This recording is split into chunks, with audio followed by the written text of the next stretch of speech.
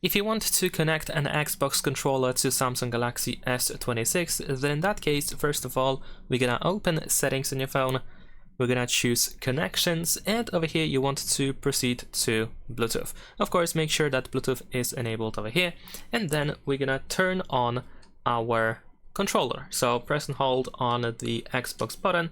Once it is powered on, you need to put it into the pairing mode, so usually you have this button at the top of the controller, so just press and hold it, and then once it starts flashing, then it means that it is in the pairing mode. Now over here we're gonna tap on the scan text that we have in the upper right corner in order to refresh the list, and then you should be able to easily find your Xbox wireless controller, so you can select it, confirm that you want to pair, and that should be pretty much it.